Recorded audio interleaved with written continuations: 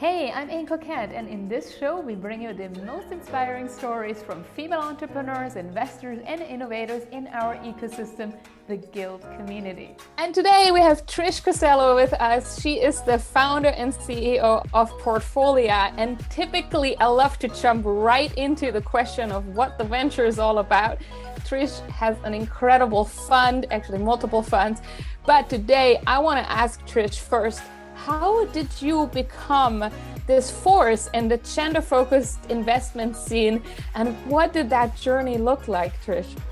Anne, it's so exciting actually to be working in the field now in this space because it's, everyone now understands how important women are to the entrepreneurial process. And it hasn't always been that way on my long journey. How I got involved is I was a venture-backed entrepreneur in my 20s.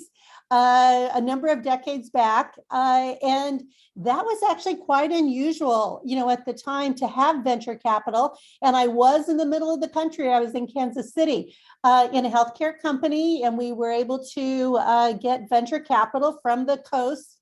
We grew the company and sold it for a very nice exit. And then I started angel investing. And the term wasn't even, in use then. I just started investing in other companies and other entrepreneurs like myself. I'd also invested in both of my siblings that had companies. And before long, had quite a nice portfolio of companies, and others started following my lead on investments. And that's really how I got started.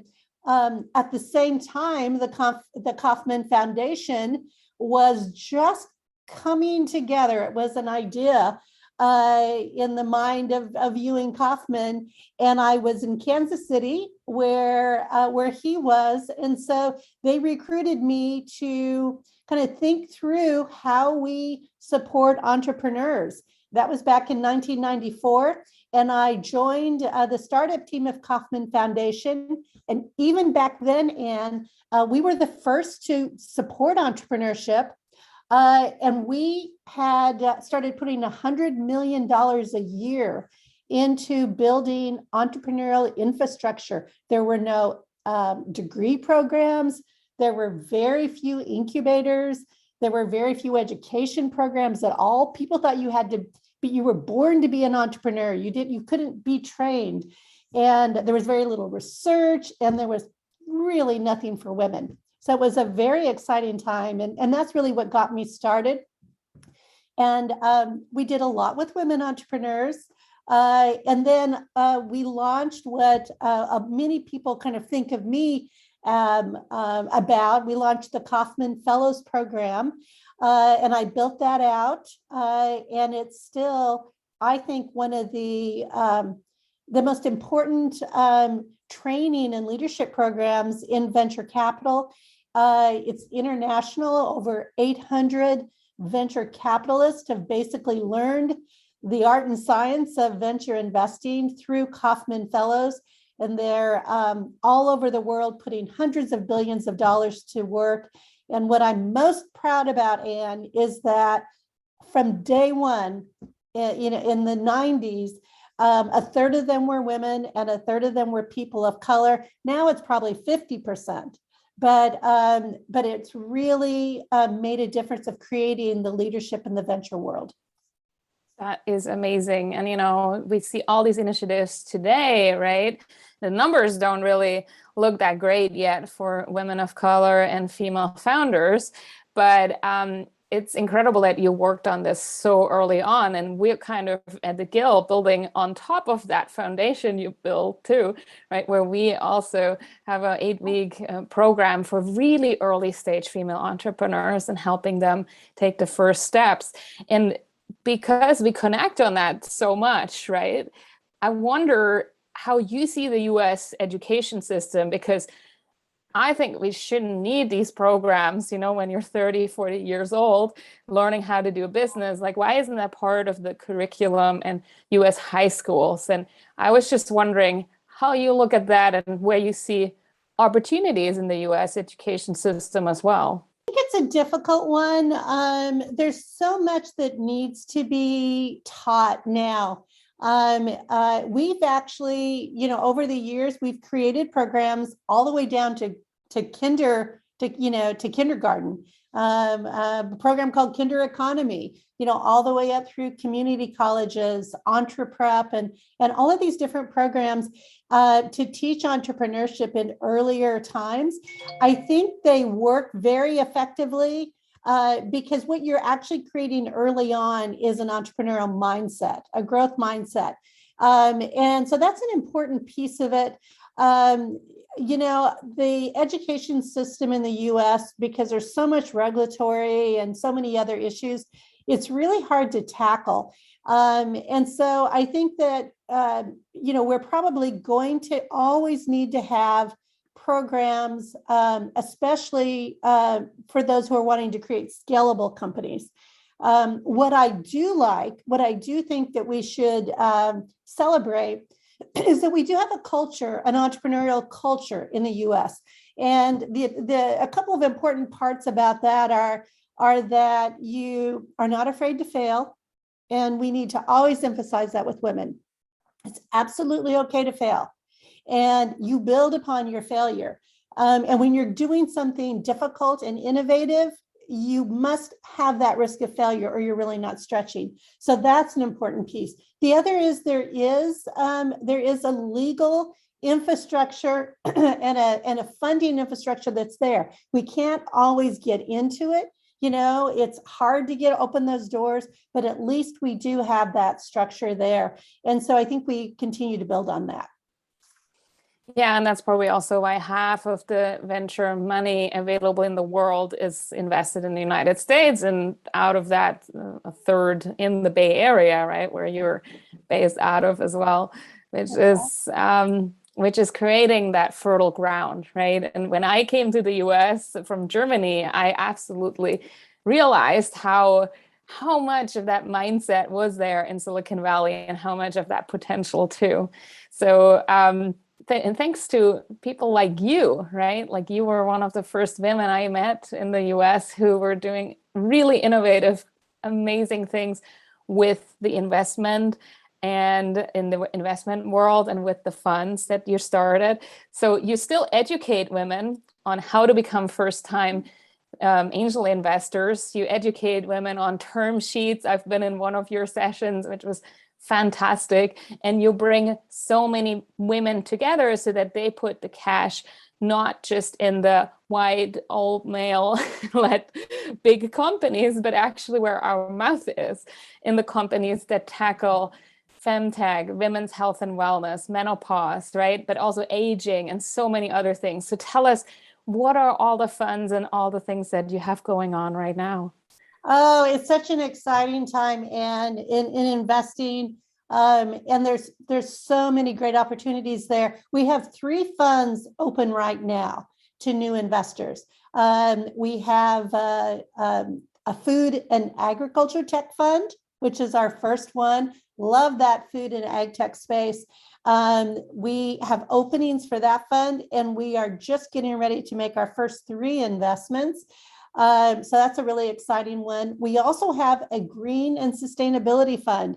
And oh my gosh, is there anything more important that women should be investing in today, than green and sustainability? It is, there's so many opportunities, but women have not been around the table. It's also a fund that I think is exciting because many women are bringing their adult children into this fund as well, because our children understand oftentimes better than we do, the importance of green, of using green technologies so that we can have a sustainable planet. And this has become an intergenerational thing. And then finally, one of my favorites, Rising America Fund 2 is now open.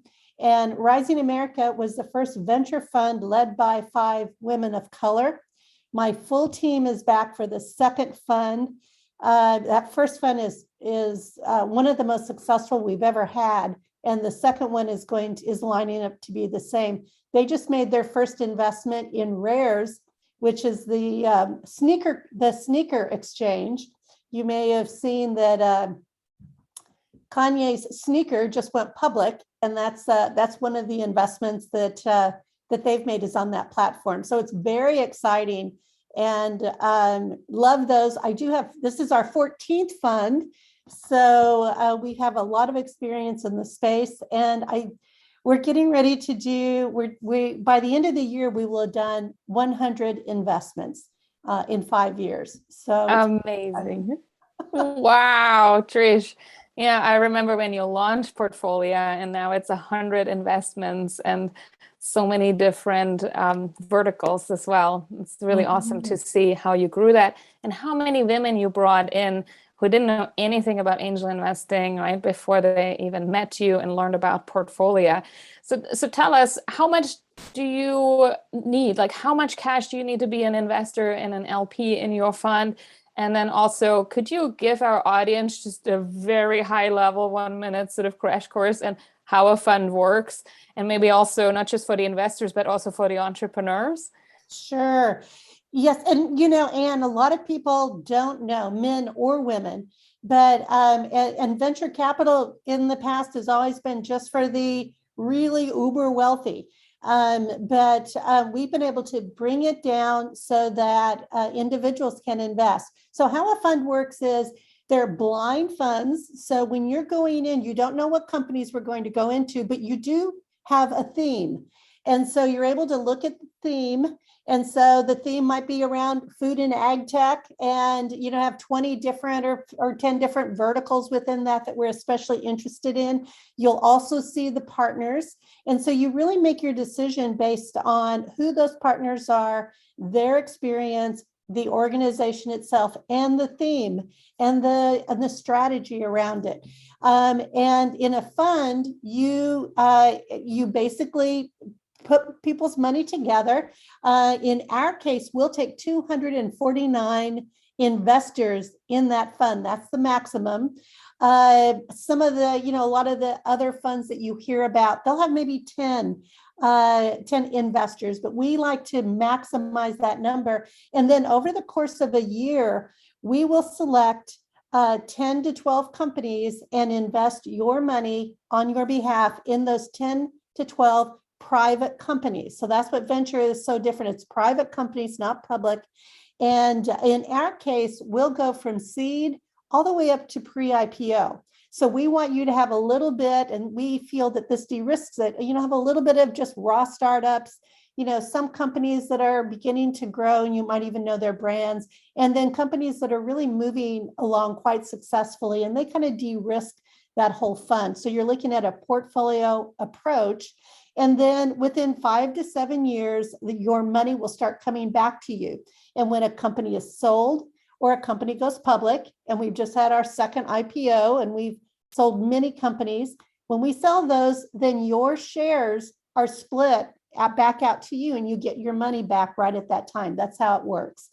So it's really a different kind of thing, but you would expect to get higher returns than you would just generally in the stock market because it is a little riskier.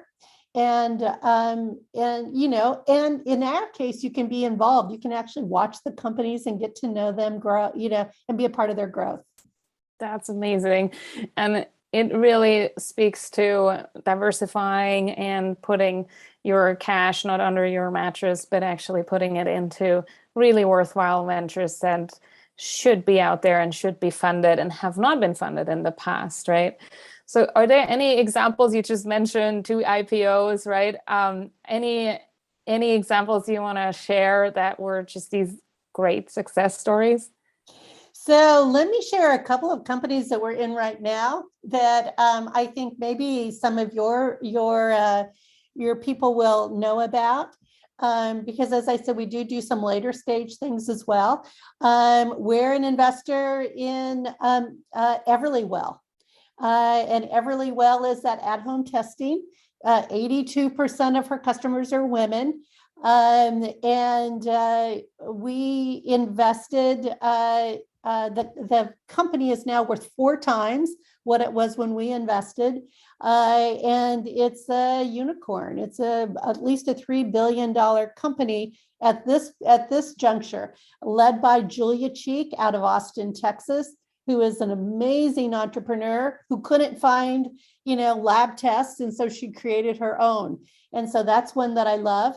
Another one people may have heard of is Madison Reed, the hair color company. And we have been an investor in Amy Errett because we believe in Amy. And she is creating a really great company. So those are a couple that are consumer based that people know.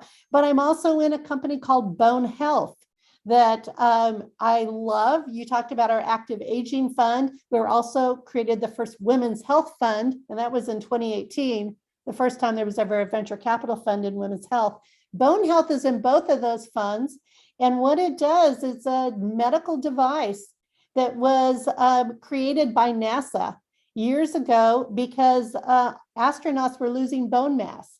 And so our entrepreneurs have been able to take that technology that was built for astronauts, and now we use it as we age to make sure we keep bone mass, so we don't have broken hips or things like that. And and so that company is going to change the lives of women as they get older, so that they can live healthier lives. So there's companies you've never heard of, and probably 40% of my companies are those, but they're growing rapidly. And then there's the big brand names that, everyone knows. Amazing. Yeah. And actually, we were invited at Madison Reed at their offices when they just opened in the Mission. And we did a workshop there with the Guild a few years back. And I was just so, excited about the company and how they really live their values. And I never knew that a company like that could be a venture-backed company. And in fact, it can, right? So that's really interesting too, to see that move into more consumer products as well. And for investors to realize the opportunities in that space, especially focused on women and women's health and wellness as well. Awesome. Well, Trish, incredible insights here. Congrats on your journey and growing so fast and starting so many funds and giving so many women and men the opportunity to invest in these funds. How can our community help you now on this light speed journey to wealth? Well, I think, one important thing is that people don't realize that they can invest, because it used to be multi-millions of dollars. You have to be accredited still. It is a legal requirement, but you can come into a Portfolia fund for $10,000. So we do that because it gives you an opportunity to dip your toe in and find out, about venture investing. And that 10,000 is spread across 10 different companies. So, one thing that's very different with us, Ann, is that you can come on every month, and for about a year to 18 months while we're investing the capital, and you can see every firm that we're considering. You can hear them pitch.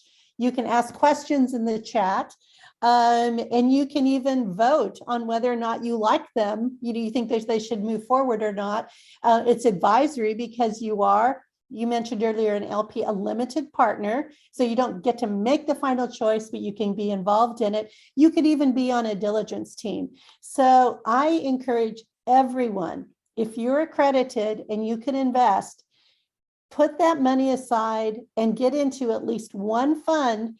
It is an education of a lifetime. It will teach you what it's like in the venture capital, boardroom when decisions are being made. You get to be, to use a common term now, in the room where it happens. And you can't buy that kind of education anywhere else. So whether you're an entrepreneur or you want to be an investor, if you're accredited, that's a great way to do it. We'll also be looking at other ways to do that, even for those that are not accredited in the future. So if you want to come to Portfolia and sign up and say, I'm not accredited yet, but I will be, at some point, that's another way. But whether it's at Portfolia, I've been in this field for a long time. We have to put our money behind the companies we believe in. That's what changes it for women. It's what changes it for people of color. And it really is what's going to change it for our world. Investing in new innovation should not be something that just a little clique of people do. Amen to that. So if you want a seat at the table, you know where to find that seat and where you are very, very welcome. We'll be adding in 2022 an artificial intelligence fund. That's an area, and that I think is another one that's very important for women to be involved with, because AI and machine learning is going to impact all of our lives, and we need women at the table. And of course, Femtech and active aging will continue. Every year we'll do another one of those funds, but every year we look at a couple of different areas that we think are critically important. And so AI is going to be one of those, and likely FinTech as well. We are ourselves a FinTech company. We've made a lot of investments in FinTech, especially in communities that have been left out, people of color especially. But we see that as another one of the, the major areas. So Trish, thank you so much for coming here today, for sharing about the funds and your journey. And yeah, best of luck with the next fund. And I hope I see you at one of our events in the future. I will be at one of your events, Anne, and let me thank you, because you have been doing such a wonderful job of preparing women as entrepreneurs and helping them move through with scale. That's not easy to do, and to have to bring them together and to be able to provide the the learnings that you do is just so wonderful for our ecosystem. Thank you for doing that. Thanks for saying that, Trish. If you're inspired, then subscribe to our channels on YouTube, on our social media channels at Get Gilded, and also on our platform, letsgild.com. You can also sign up to our newsletter to get news about the latest and greatest in inspiring stories from female founders, entrepreneurs, investors, and innovators in the Guild. I'll see you next time.